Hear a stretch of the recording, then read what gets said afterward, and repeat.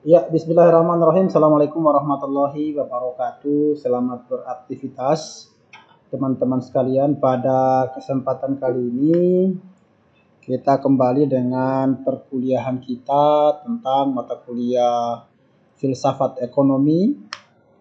Pada kesempatan ini, kita masuk pada pertemuan kedua, yaitu masih kita pembahasan pada poin-poin dasar tentang konsep keilmuan. Kaitannya nanti kita akan hubungkan dengan mata kuliah kita, mata kuliah filsafat ekonomi.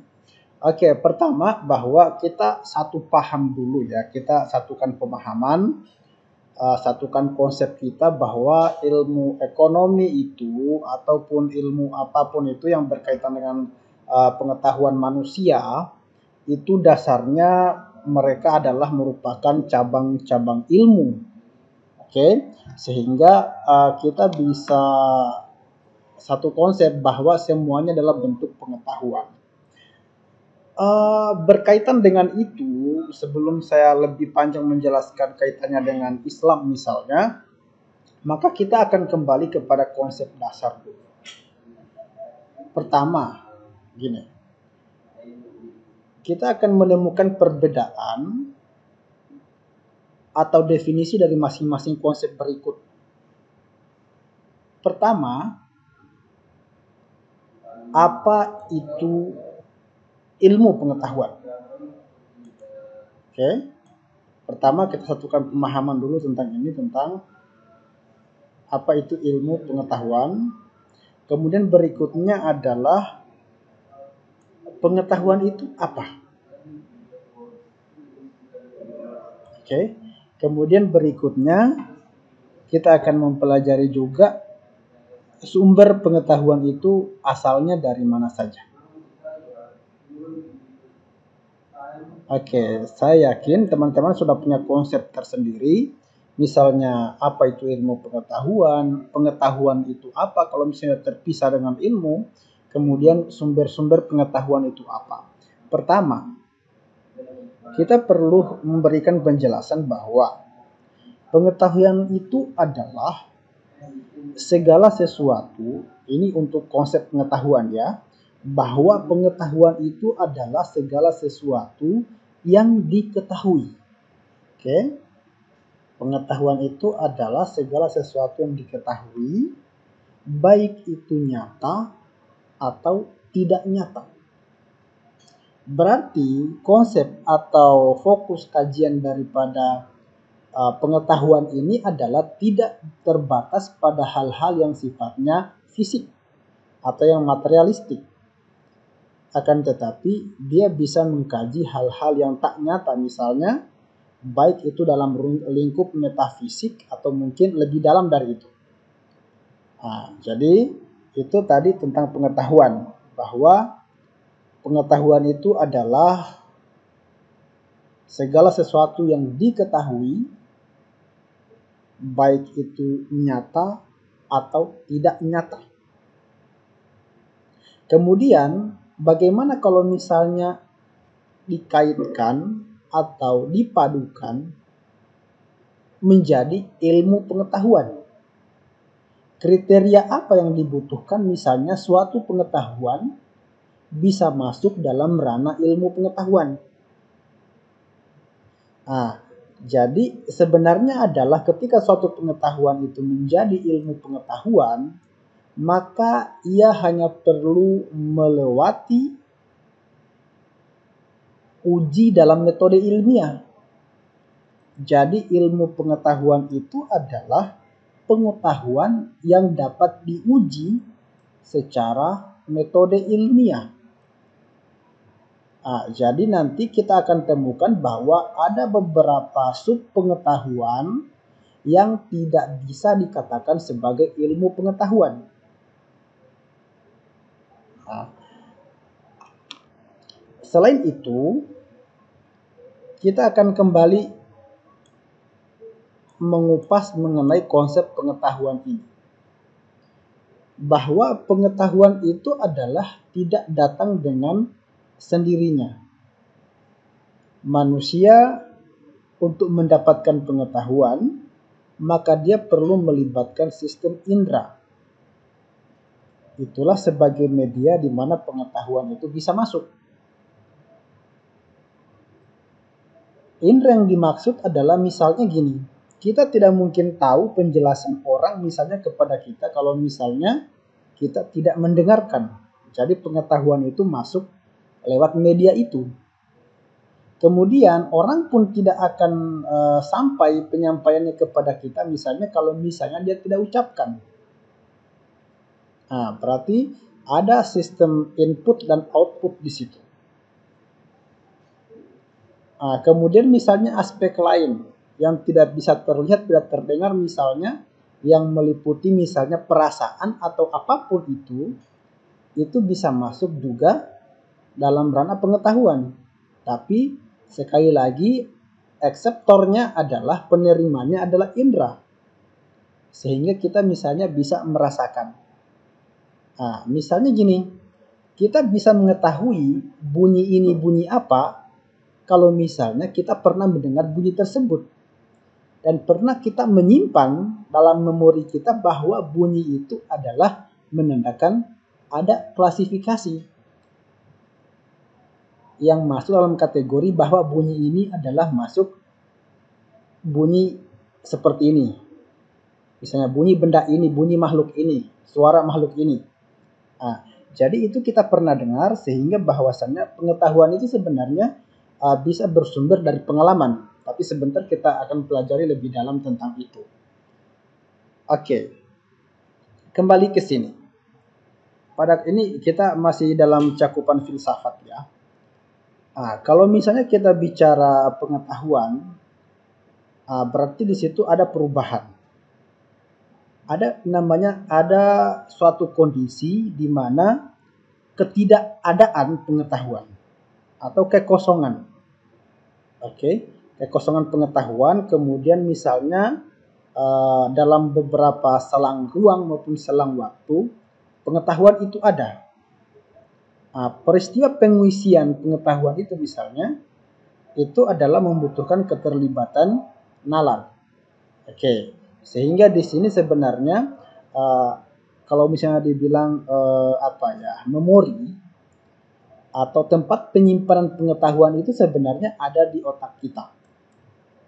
Jadi gitu, pengetahuan itu baik berupa pengalaman atau mungkin hal-hal lain itu disimpannya misalnya di memori kita sebagai manusia. Jadi di memori tersimpan, kita bisa membedakan warna, misalnya kita tahu ini warna apa, karena kita pernah melihat warna itu. Kita pernah misalnya kita mengetahui bunyi ini bunyi apa, karena kita pernah mendengar bunyi itu. Dan itu tersimpan dalam memori kita, sehingga ketika misalnya kita mendengarkan hal yang berulang, kita melihat hal yang berulang, maka dengan mudah kita bisa mengakses apa yang telah kita simpan melalui pengalaman, meskipun mungkin beberapa tahun sebelumnya kita pernah dengar. Kemudian setelah itu berkaitan dengan pengetahuan ini ada hal yang perlu dipahami oleh kita, bahwa di beberapa kondisi kadang misalnya kita tahu apa yang kita tahu. Oke? Itu kondisi pertama. Kita tahu apa yang kita tahu. Berikutnya misalnya kondisi kedua adalah kita tahu apa yang kita tidak tahu. Itu adalah kondisi kedua. Kondisi ketiga adalah kita tidak tahu apa yang kita tidak tahu.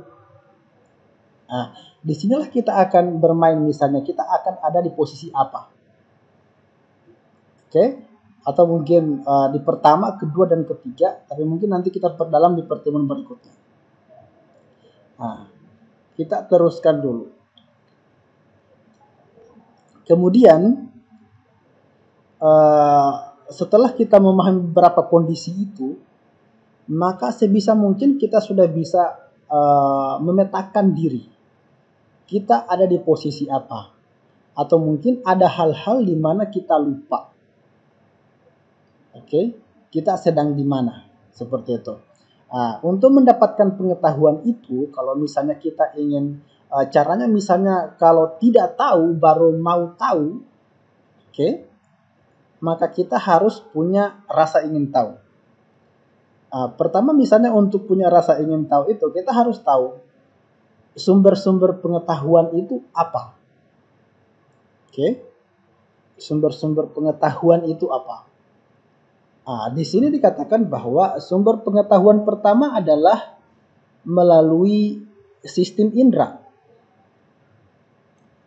Manusia punya indera, ya. Dalam bahasa biologi itu dikatakan sebagai penerima rangsangan, atau misalnya disebut dengan ekseptor, ya, penerima rangsangan. Penerima rangsangan ini misalnya, ya, kalau misalnya mata itu rangsangannya misalnya apa yang dilihat. Oke. Jadi apa yang dilihat disimpan di memori dan bisa dipetakan.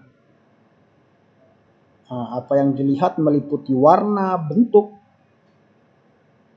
Itu tersimpan di memori. Sehingga ketika misalnya kita menemukan hal yang sama di masa yang akan datang, maka kita bisa memetakan. Kita tidak akan pernah tahu membuka botol minuman misalnya, membuka penutup botol minuman, kalau misalnya kita tidak pernah melihat orang melakukan hal yang seperti itu. Jadi seperti itu. Jadi dalam beberapa keilmuan yang lain dikatakan bahwa sebenarnya sistem cara kerja otak itu adalah hanya mengulang apa yang pernah dialami. Olehnya itu penting untuk mendapatkan pengalaman. Kita ke sistem indera tadi, ya, di mata, bahwa beberapa pengetahuan itu bisa datang dari mata. Dari hal apa yang diamati, dari hal apa yang dibaca, itu pengetahuan bisa datang dari situ. Kemudian habis itu misalnya melalui telinga, dari hal apa yang didengar, itu juga tersimpan di memori. Kemudian habis itu kita gunakan itu sebagai pengetahuan misalnya. Habis dimana kita misalnya kita bisa membedakan, ini warna suara si A, ini warna suara si B, warna suara si C. Setelah itu kita bisa memberikan kategori misalnya. Ketika kita mendengar suara, maka kita bisa memberikan klasifikasi bahwa itu adalah suaranya si ini, gitu kan. Ini suaranya hewan ini suaranya benda ini. Itu kita menggunakan indera, ya, telinga sebagai sumber pengetahuan. Misalnya habis itu kita tidak bisa membedakan misalnya rasa, gitu kan. Ini rasa pedis, rasa manis misalnya, kalau misalnya kita tidak pernah kecap. Sehingga betul bahwa dikatakan sumber pengetahuan itu adalah dari indera.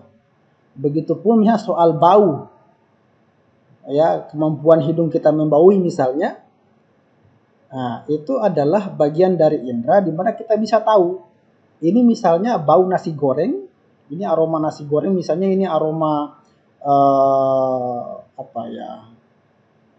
parfum A, misalnya parfum B, kita bisa tahu. Itulah fungsi indera kita sebagai penerima pengetahuan. Berikutnya, sumber pengetahuan adalah wahyu. Sumber pengetahuan adalah wahyu. Meskipun memang tidak semua orang bisa mendapatkan sumber ini, hanya orang-orang terpilih tentunya. Akan tetapi kita kalau misalnya sebagai orang beragama misalnya, kalau misalnya kita spesifikkan wahyu itu adalah wahyu yang datangnya dari Tuhan, maka kita bisa mengatakan bahwa semua apa yang difirmankan oleh Tuhan dalam kitab itu adalah bagian dari pengetahuan. Cobalah tengok misalnya, lihatlah misalnya banyak ilmuwan modern, ya, yang berlomba-lomba membuktikan kebenaran wahyu. Misalnya orang mengkaji Quran, kemudian menemukan beberapa hal yang berupa insight atau pengetahuan di dalamnya, kemudian habis itu ingin dibuktikan. Oke, ingin dibuktikan apakah itu benar atau tidak, itu menggunakan sudah masuk pada tahapan penggunaan metode ilmiah misalnya. Berarti kita bisa katakan bahwa wahyu itu adalah bagian dari sumber pengetahuan. Untuk bagian dari ini, saya ingin memberikan penugasan kepada teman-teman. Coba silahkan telusuri silahkan baca Quran misalnya surah-surah pendek saja surah-surah pendek aja di juz 30. Temukan di situ hal yang berupa pengetahuan, hal yang berupa pengetahuan, kemudian sebenarnya kita paham bahwa ia adalah wahyu. Temukan satu ayat, kemudian coba tuntaskan, bahas. Apakah itu masuk pengetahuan yang bersumber dari wahyu, atau itu adalah wahyu murni yang tidak masuk dalam ranah pengetahuan. Hal lain misalnya wahyu itu misalnya gini, kita dituntut percaya nanti kita akan petakan juga apakah misalnya yang kita tahu itu kita percayai atau tidak. Jadi ini nanti ada konektivitas, ada nanti sinkron misalnya antara pengetahuan dan kepercayaan. Bahwa dalam wahyu itu misalnya, dia ambil contoh kasus misalnya adanya kehidupan setelah kematian. Ini kalau misalnya dijelaskan secara pengetahuan, ini mungkin beberapa orang nggak menjangkau. Ilmu pengetahuan umum misalnya yang modern, yang harus dibuktikan dengan metode ilmiah, ini mungkin nggak masuk akal, orang bilang ini nggak logis. Akan tetapi kalau misalnya kita gunakan pendekatan wahyu sebagai sumber pengetahuan, maka kita diminta untuk mengkaji kitab-kitab yang masuk dalam kategori wahyu itu. Itu tentang wahyu. Kemudian berikutnya adalah bahwa sumber pengetahuan itu juga adalah di dalamnya ada logika. Ada atau pikiran. Logika atau pikiran yang dimaksudkan sebagai sumber pengetahuan adalah kemampuan kita dalam menganalisa, dalam mensintesis sesuatu sehingga muncul pengetahuan baru misalnya. Contoh kasus misalnya kita punya rumus A. Habis itu kita punya rumus B, rumus C misalnya. Anggaplah misalnya dalam kajian ekonomi mikro misalnya. Habis itu kan ada persamaan-persamaan yang mungkin harus diselesaikan. Kita punya rumus A, rumus B, rumus C. Kemudian setelah kita eliminasi, kita substitusi dari masing-masing rumus itu misalnya, maka lahir rumus baru, kita temukan rumus baru. Rumus baru itulah yang dikatakan sebagai pengetahuan baru, sebagai hasil daripada analisis logika. Atau mungkin hal-hal lain misalnya dalam tinjauan ekonomi, ini olah pikir itu, olah logika itu menjadi hal yang sangat bermanfaat. Karena ketika misalnya kita mampu menggunakan logika, menggunakan olah pikir, maka kita bisa dari kajian ini kita bisa menebak apa yang akan terjadi misalnya dengan perusahaan kita dalam beberapa tahun ke depan. Berangkat dari data misalnya, kita punya data. Data kita misalnya beranjak dari 3 tahun lalu. Dari data ini secara logika bisa diprediksi perusahaan kita misalnya 2 tahun ke depan akan seperti apa. Kalau misalnya toh budaya kerja atau mungkin sistem investasinya masih sama. Jadi seperti itu. Jadi fungsi logika ini nantinya akan ada misalnya analisis serta prediksi rasional. Di sini dicontohkan misalnya ada bumi misalnya punya lembah dan gunung, itu akal-akal hal-hal yang sifatnya dari logika. Kemudian habis itu ada namanya sumber logika itu intuisi. Oke. Ada namanya sumber pengetahuan itu adalah intuisi. Intuisi itu adalah bisikan pikiran atau bisikan hati. Bisikan pikiran atau bisikan hati yang dimaksud adalah datang saat-saat misalnya kita mengambil sebuah keputusan, di mana kita akan beranggapan bahwa kalau misalnya saya pilih ini, maka mungkin akan seperti ini. Kalau saya pilih B, akan seperti ini. Sehingga akhirnya kita memutuskan untuk memilih C. Oke, itu adalah merupakan intuisi. Berikutnya kita masuk pada cara mendapatkan ilmu pengetahuan. Cara untuk mendapatkan ilmu pengetahuan, kalau tadi kita kaji tentang sumber pengetahuan, maka sekarang kita akan kaji bagaimana cara mendapatkan pengetahuan itu. Nah, kalau misalnya kita kaitkan dengan ilmu ekonomi, memang iya bahwa bagaimana sih sebenarnya cara mendapatkan ilmu pengetahuan yang ada kaitannya dengan ekonomi misalnya. Tapi di sini mungkin untuk contoh-contoh umum, maka saya akan ambil contoh-contoh yang lebih konkret yang sering kita lihat di lapangan. Pertama, bahwa cara mendapatkan ilmu pengetahuan itu adalah dengan prasangka. Oke, jadi pertama adalah cara yang paling sering digunakan dengan menyangka. Prasangka ini banyak digunakan dalam ilmu-ilmu kepolisian misalnya. Di kepolisian sering digunakan sebelum ditetapkan misalnya maka dia harus disangka dulu. Dari penyangkaan itu maka akan lahir namanya proses pembuktian. Oke, kalau dalam keilmuan misalnya, pertama kita menyangka. Misalnya seperti ini. Mengapa tahun ini saya rugi, misalnya perusahaan saya rugi. Oke. Maka dari pertanyaan itu kita menyangka mungkin karena A, mungkin karena B, mungkin karena C, mungkin karena D. Dari sangkaan-sangkaan itu kemudian kita menganalisa untuk membuktikan kira-kira sangkaan itu benar atau salah. Dalam proses metode ilmiah juga, sangkaan itu perlu. Ketika misalnya metode ilmiah yang berangkat dari observasi lapangan misalnya, kemudian habis itu muncul pertanyaan penelitian.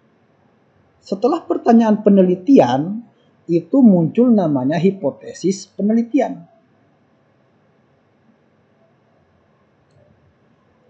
Muncul namanya hipotesis. Hipotesis itu adalah sangkaan jawaban sementara. Dan nanti akan dibuktikan pada proses penelitian selanjutnya. Misalnya kalau misalnya kita arahkan dalam bidang penelitian. Jadi itu adalah cara mendapatkan ilmu pengetahuan. Tinjauannya dari prasangka. Misalnya kita beranggapan bahwa matahari itu beredar mengelilingi bumi, ya. Hal ini kita dapatkan dari hasil pengamatan bahwa setiap pagi matahari itu terbit dari timur dan terbenam dari barat. Itu sangkaan. Kita menyangka bahwa matahari itu mengelilingi bumi. Itu kemudian habis itu tentunya sangkaan itu kita punya dasar. Kenapa sampai kita menyangka seperti itu? Akan tetapi ternyata misalnya hasilnya berbeda. Bukan matahari yang mengelilingi bumi, tapi misalnya bumi yang mengelilingi matahari. Itu membutuhkan pembuktian. Jadi seperti itu. Kemudian berikutnya contoh lainnya misalnya gini. Orang-orang Babilonia zaman dahulu itu punya keyakinan bahwa hujan turun ke bumi itu dari surga melalui jendela langit misalnya. Kemudian apakah sangkaan itu benar atau tidak? Ya, bahwa mereka menyangka seperti itu karena berdasarkan apa yang mereka pikirkan. Tapi ternyata misalnya seiring perkembangan ilmu pengetahuan maka sangkaan itu berubah atau disalahkan. Ya, jadi cara mendapatkan pengetahuan pertama adalah dengan menyangka, kemudian tidak berhenti sampai di sangkaan. Akan tetapi dilanjutkan dengan pembuktian sekaligus nanti penarikan kesimpulan dari sangkaan itu. Sangkaan itu benar atau salah. Kemudian berikutnya, cara mendapatkan ilmu pengetahuan adalah melalui intuisi. Seperti saya katakan tadi, bahwa intuisi itu adalah bisikan hati. Oke?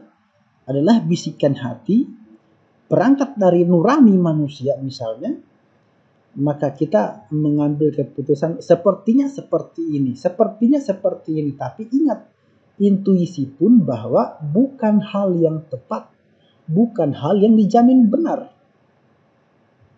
Ya, masih membutuhkan pembuktian untuk bisa dikatakan benar atau salah. Kemudian berikutnya, cara mendapatkan ilmu pengetahuan adalah itu dengan prinsip atau dengan melakukan kegiatan trial and error atau sering disebut dengan coba-coba. Setelah kita mencoba A tidak berhasil, itu pengetahuan. Kita mencoba dengan cara B nggak berhasil, itu juga bagian daripada pengetahuan pengalaman. Ingatlah misalnya gini, beberapa tokoh yang dulu yang berangkat dari coba-coba kemudian menemukan hal yang baru yang spektakuler misalnya gitu. Misalnya kalau misalnya Anda pernah membaca buku misalnya, itu misalnya yang pembuat balon siapalah namanya saya nggak tahu, Thomas Alva Edison itu melakukan percobaan banyak kali, sampai akhirnya berhasil pada terakhir kalinya. Intinya apa? Dalam proses percobaan itu ia belum tahu mana yang paling pas, mana yang paling tepat. Sehingga dicoba terus, kemudian berhasil pada langkah yang kesekian. Itulah yang disebut dengan trial and error. Bahwa ketika misalnya senyawa A dicampurkan dengan senyawa B misalnya, ternyata menghasilkan zat ini. Habis itu misalnya kalau dalam ilmu ekonomi misalnya, ketika misalnya kita berinvestasi dengan modal segini, baru habis itu di perusahaan yang segini misalnya, model seperti ini ternyata hasil seperti ini. Itulah coba-coba, trial error. Kemungkinan salah dan benar itu ada. Jadi gitu. Ini adalah cara mendapatkan ilmu pengetahuan, tapi konsepnya adalah tidak ada jaminan ketepatan. Berikutnya adalah cara mendapatkan ilmu pengetahuan dengan menggunakan analogi dan logika. Ini kurang lebih hampir sama dengan apa yang saya jelaskan tadi. Bahwa penggunaan logika sebagai cara untuk mendapatkan pengetahuan itu juga dianggap lebih efektif untuk beberapa bagian keilmuan. Karena memang namanya ilmu pengetahuan itu adalah melalui analisis rasional, analisis logika, sehingga kita bisa menebak dari keadaan A misalnya, habis itu dengan berdasarkan pertimbangan B misalnya, maka akan berujung pada keadaan C misalnya. Oke, jadi itu adalah bagian dari analisis logika. Kemudian, dan ini memungkinkan juga tidak dijamin benar atau salahnya. Akan tetapi itu merupakan cara, ketika itu salah itu adalah bentuk pengetahuan juga, ketika itu benar maka itu juga bentuk pengetahuan. Yang membedakan adalah apakah misalnya itu berhasil atau tidak. Berikutnya, cara untuk mendapatkan ilmu pengetahuan itu ada yang disebut dengan metode ilmiah. Metode ilmiah itu adalah sejenis prosedur ya, prosedur yang teratur. Oke. Jadi prosedur yang teratur yang dapat diperoleh dengan cara melakukan langkah-langkah metode ilmiah sehingga melahirkan pengetahuan baru atau knowledge. Jadi metode ilmiah ini dipastikan ya sesuai untuk bisa memprediksi misalnya apakah sesuatu itu misalnya benar atau salah. Karena telah melalui tahapan penyelidikan atau tahapan penelitian. Tadi adalah bagaimana cara mendapatkan ilmu pengetahuan. Selanjutnya, ada syarat di mana sesuatu hal yang kita tahu itu bisa masuk dalam kategori ilmu pengetahuan. Pertama, bahwa pengetahuan itu bisa masuk dalam kategori ilmu pengetahuan ketika dia memiliki sifat objektif. Sifat objektif yang dimaksud adalah ada suatu cara untuk mendapatkan keilmuan itu atau pengetahuan itu dengan cara yang jujur, dengan cara yang baik. Contohnya misalnya, pengetahuan tentang apakah penghapus itu lebih berat dibandingkan kapur tulis misalnya. Penghapus dengan kapur tulis misalnya. Apakah penghapus itu lebih berat dibandingkan kapur tulis? Maka kita harus menggunakan alat yang tepat untuk bisa membandingkan kedua ini. Alat yang tepat misalnya kita menggunakan timbangan. Maka kita bisa melihat bahwa timbangan kapur tulis dengan penghapus itu lebih berat atau lebih besar timbangannya kapur tulis. Jadi alat yang digunakan dengan apa yang mau diukur sesuai, itu yang dikatakan dengan objektif. Tidak mungkin misalnya mau mengukur timbangan berat kapur tulis dengan penghapus tadi dengan menggunakan mistar atau meteran untuk mengukur panjang dan lebarnya. Sehingga dari panjang tertinggi misalnya kita katakan dia adalah lebih berat, tentunya ini adalah bukan hal yang seimbang, bukan hal yang sesuai. Jadi ada hal yang objektif di mana dari segi alat, ini taat metode sesuai dengan apa yang diharapkan. Kemudian berikutnya, syarat suatu ilmu pengetahuan itu harus metodologis.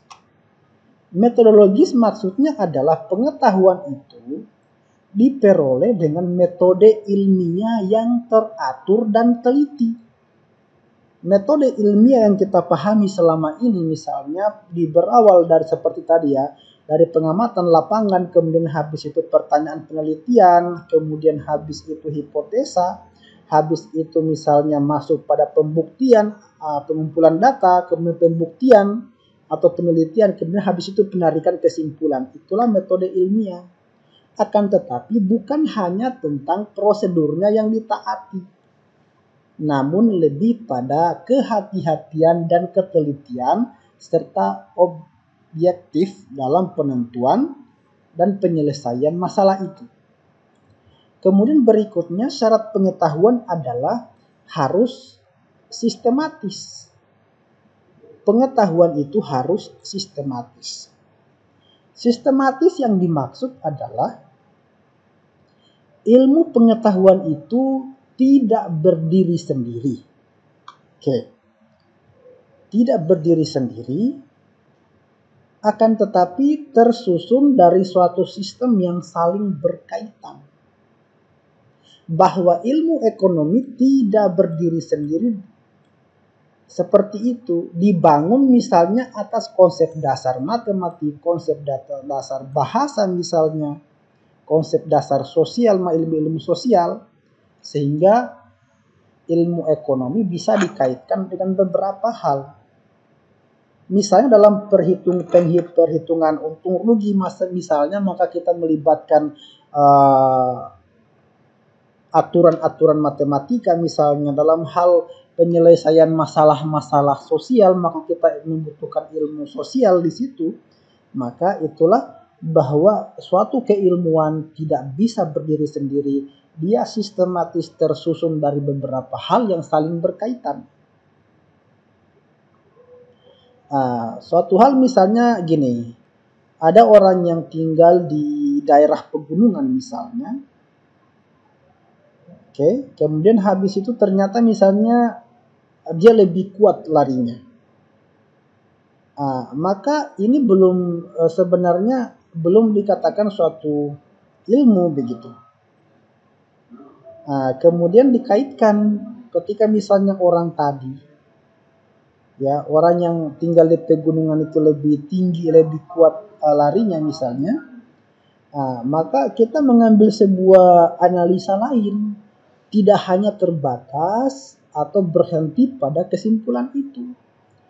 Akan tetapi kita bisa analisis dengan ilmu biologi atau ilmu kimia, bahwa kalau misalnya dikaitkan dengan sedikit oksigen yang dihirup sehingga mempermudah lari di pegunungan, barulah kita sebut sebagai ilmu. Jadi seperti itu. Jadi ketika berada di pegunungan itu butuh sedikit oksigen sehingga larinya lebih cepat.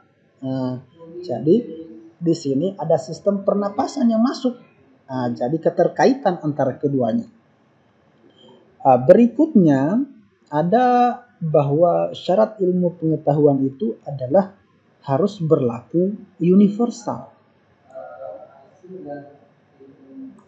Berlaku universal yang dimaksud adalah bahwa ilmu pengetahuan tidak boleh atau tidak bisa hanya berlaku pada suatu klaster tertentu atau lokalitas tertentu. Ilmu pengetahuan itu harus berlaku di semua tempat, di semua waktu. Dalam artian tidak ada yang berubah. Jadi gitu. Kalau misalnya di sini api itu panas, maka harusnya ketika misalnya berada di Singapura, di Jerman, api itu tetap panas. Ketika tetap panas berarti itu betul ilmu pengetahuan yang bersifat universal. Ketika misalnya investasi itu menguntungkan, ya habis itu misalnya kita ke Singapura, ke Malaysia juga menguntungkan, maka sistem investasi itu adalah pengetahuan. Jadi seperti itu.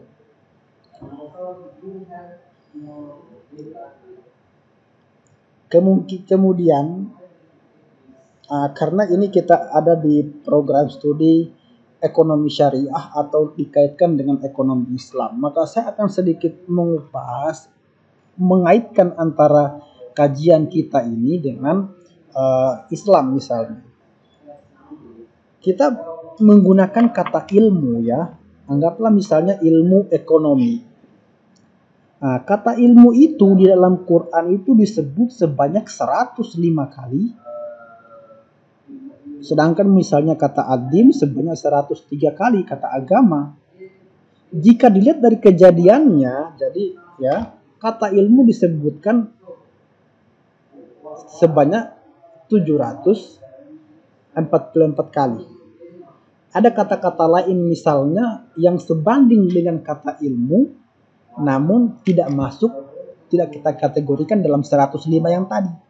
Seperti misalnya ar-rafa, ad-dara, kemudian al-khabar gitu kan, syara, kemudian habis itu basyira, al-hakim, itu adalah bagian daripada ungkapan-ungkapan ilmu. Misalnya al-hakim, bijaksana, tentu bijaksana bukan hanya sekedar sikap, tapi bijaksana adalah yang berangkat dari keilmuan.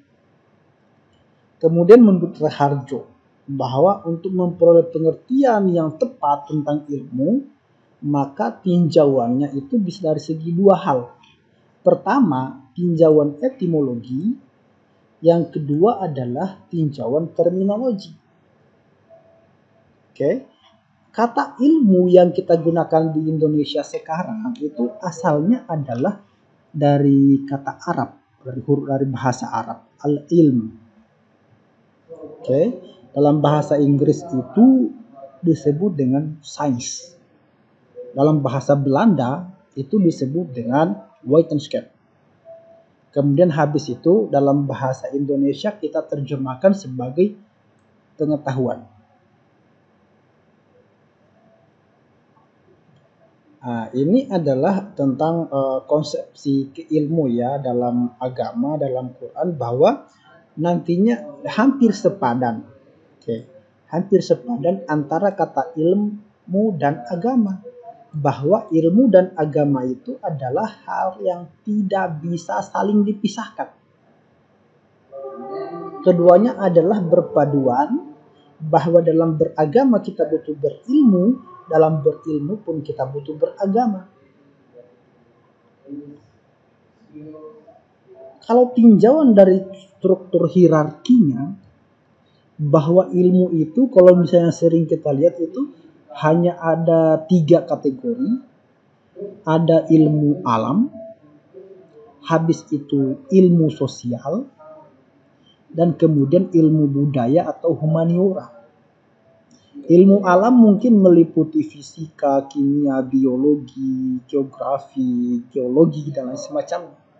Ilmu sosial itu meliputi hal-hal yang mempelajari tentang gejala sosial. Kemudian kalau ilmu budaya itu mempelajari tentang hal-hal yang berkaitan dengan gejala budaya. Ketika gejala budaya dan gejala sosial dipadukan, kemudian datang agama sebagai aspek penyatunya. Maka dalam agama Islam itu ada 3 bagian konsep keilmuan itu. Ada yang disebut dengan ilmu hal. Kemudian habis itu ada yang disebut dengan ilmu wasilah. Kemudian habis itu ada yang disebut dengan ilmu ahwasul qulub. Ilmu hal di dalamnya ada ilmu fikih, ada ilmu kedokteran, ada ilmu keterampilan, hingga akhirnya masuk pada ilmu ekonomi Islam atau ilmu ekonomi syariah. Pada ilmu wasilah itu misalnya ada nahwu sharaf, ada usul fikih. Pada ilmu ahwasul qulub itu ada ridha, ada inabah, kemudian ada tawakal. Jadi dari sini kita bisa melihat struktur di mana sih letaknya ekonomi syariah. Jadi ekonomi syariah itu masuk dalam kategori ilmu sosial. Dalam ilmu sosial kaitannya dengan keilmuan agama, maka dia masuk dalam ilmu hal. Kemudian habis itu masuklah pada materi ekonomi syariah. Kemudian habis itu adalah rentetan yang tadi ya, rentetan bagaimana di mana letak ekonomi syariah sebagai suatu keilmuan. Kalau tinjauan klasifikasi keilmuan atau pengetahuan itu dalam Islam itu ada 2. Ada yang disebut dengan ilmu langit dan ada yang disebut dengan ilmu bumi. Ilmu langit itu meliputi al-falak dan al-arsh. Al-falak yang dimaksud adalah ilmu-ilmu tentang langit, meliputi bintang, planet, tata surya, dan lain galaksi dan lain semacamnya. Kalau dalam fisika disebut dengan astrofisika gitu kan, astronomi. Habis itu al-arsh itu tentang konsep Allah gitu kan, ilmu tentang Allah, ketuhanan. Habis itu dari al-ard, di ilmu bumi itu ada an-nas, ada manusia, baru habis itu ada al-hayawan, al-nabatin, al-maddi. Ilmu ini ilmu tentang apa yang tercipta di bumi. manusia, hewan, kemudian tumbuhan. Ini klasifikasi keilmuan dalam perspektif Islam. Oke. Kemudian berikutnya, macam-macam keilmuan Islam.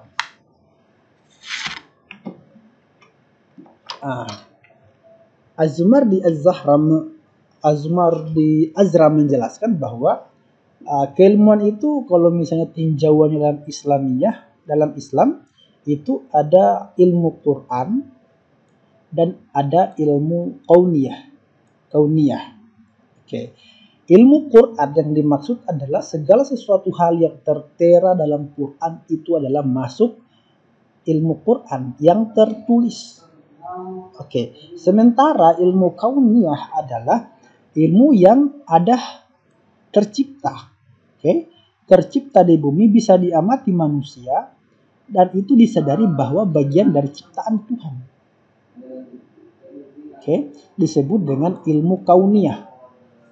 Habis itu, kalau Mulyadi Kartanegara menyebutkan bahwa ilmu itu kalau misalnya dalam Islam dia bedakan memang masih tetap dalam tahapan Qur'aniyah dan kauniyah.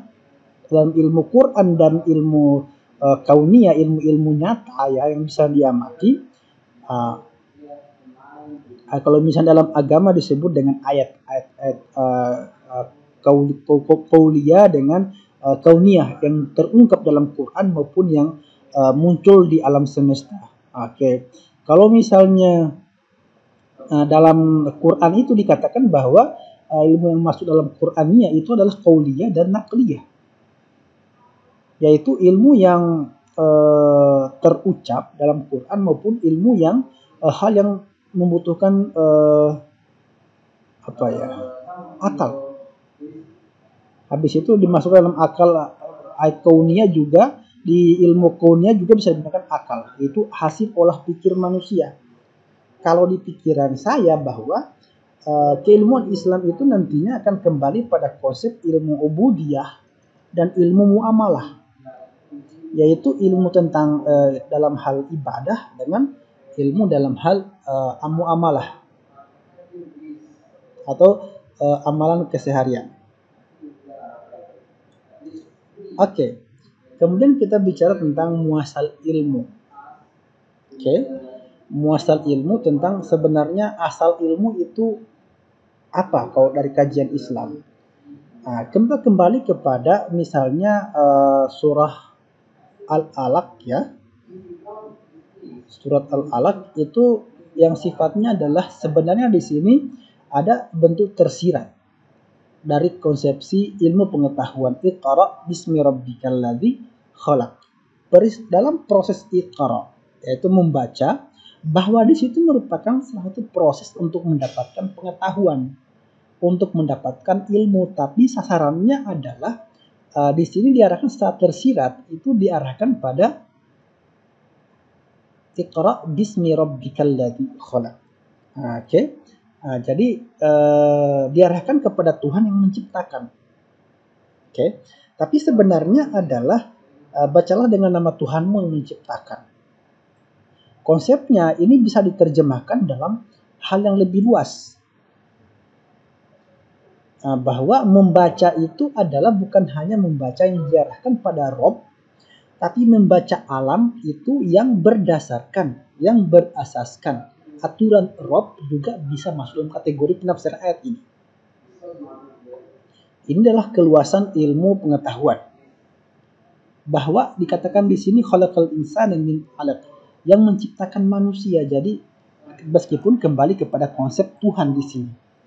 Tapi dalam hal bahasan awal dikatakan bahwa iqra, baca. Kemudian di ayat keempat dikatakan begini. Alladzi 'allama bil qalam. Oke, yang mengajarkan. Bahwa disinilah konsep penyatuan antara ilmu, antara pengetahuan dan konsep agama. Bahwa yang mengajarkan manusia adalah Tuhan, adalah Allah. Di sini konsepnya, di sini titik temunya. bahwa pengetahuan itu tidak bisa berdiri sendiri dan sejak awal memang tidak berdiri sendiri. Nah, kemudian karena di sini dia bilang Allah itu ya, allazi 'allama bil qalam, yang mengajari dengan qalam. Kemudian diulang lagi, yang mengajari manusia apa yang tidak diketahuinya. Nah, di sini ada titik temu antara proses pengajaran dengan hal kekosongan pengetahuan oleh manusia tentunya. Ini adalah muasal dalil-dalil tentang konsep keilmuan yang bisa ditafsirkan, bisa dikaji oleh kita. Berikutnya, misalnya di Quran surah Al-Baqarah ayat 31. Wa'allama Adam, yang mengajarkan Adam, dan dia mengajarkan Adam. Oke. Ini adalah proses mendapatkan pengetahuan lagi, mengajarkan. Dan dia mengajarkan kepada Adam nama-nama benda secara keseluruhan. Kemudian mengemukakannya kepada para malaikat dan berkata, sebutkan ya. Sebutkan kepadaku nama-nama benda itu jika kamu benar-benar orang yang benar. Jadi gitu. In kuntum shadiqin katanya. Jadi disinilah ada juga konsepsi tentang pengetahuan, sampai bagaimana pengetahuan itu ada, bahwa di sini kita tidak bisa lepaskan mau ilmu apapun itu tetap kembali kepada konsep agama. Nah, yang perlu kita pahami bahwa kajian ilmu apapun itu, mau ilmu ekonomi, ilmu apalagi ilmu hukum, ilmu sosial lainnya misalnya, itu tinjauannya ada dua. Ruang kajiannya ada dua. Ada yang bersifat fisik, juga ada yang bersifat metafisik. Bersifat fisik yang dimaksud adalah ruang kajiannya itu nyata, material, bisa terlihat, bisa diindra ya. Sebenarnya kalau metafisik itu berkaitan dengan hal-hal yang tidak ada, tapi sebenarnya dia punya sifat ada. Meskipun wujudnya tidak ada, tapi sifatnya ada. Itu adalah ruang kajian ilmu dari segi metafisik. Nah, metafisik itu apa? Metafisik itu adalah cabang filsafat yang berkaitan dengan proses analitis atas hakikat fundamental, hakikat dasar mengenai keberadaan. Oke, yang perlu saya garis bawahi di sini ada konsep keberadaan. Kemudian dan realitas yang menyertainya. Sesuatu itu ada bahwa itu mencakup dan memenuhi syarat eksistensi keberadaan maupun memenuhi syarat realitasnya. Jadi itu kalau misalnya masuk dalam materi dalam ruang kajian fisik, tapi kalau metafisik itu adalah hal yang misalnya tidak realistis misalnya, tapi ada. Nah, kajian mengenai metafisik umumnya berporos pada pertanyaan mendasar mengenai keberadaannya atau wujudnya atau zatnya dan sifat-sifat yang meliputinya, yang ada pada benda itu misalnya, pada ruang itu misalnya. Kemudian dia punya realitas, ada hal yang bisa dikaji dari situ. Misalnya udara tidak terlihat sehingga aspek fisiknya tidak muncul di mata, akan tetapi punya sifat yang bisa dikaji. Oke? Punya wujudnya misalnya nggak terlihat misalnya, tapi sifatnya bisa dikaji. Itu masuk dalam kajian misalnya metafisik. Nah, secara umum topik analisis metafisik meliputi pembahasan mengenai eksistensi, apakah dia ada atau tidak ada, keberadaan secara aktual, apakah misalnya adanya itu adalah fakta aktual atau mungkin karakter lain yang menyertainya. Berupa itu misalnya dia menempati ruang, atau mungkin dia menempati waktu, atau mungkin tidak. Misalnya dia terikat oleh ruang namun terbebas dari waktu, atau mungkin relasi antar keberadaan, seperti pembahasan mengenai kausalitas, kenapa sampai ada, kenapa sampai tidak ada. Habis itu posibilitas, apakah memungkinkan jika seperti ini misalnya, apakah tidak, atau pembahasan metafisik lain. Namun sebelum berakhir perkuliahan ini, saya ingin menjelaskan bahwa ada perbedaan pandangan ya antara Islam dengan Barat tentang kaitannya dengan ilmu metafisik. Pertama, bahwa kalau dalam ilmu Eropa menyepakati bahwa filsafat yang lebih utama dari metafisik.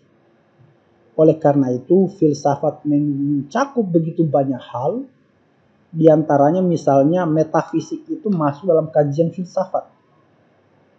Sementara cendekiawan timur misalnya menyepakati metafisik itu sebagai suatu hal yang lebih utama karena kita bisa menganalisis bebas.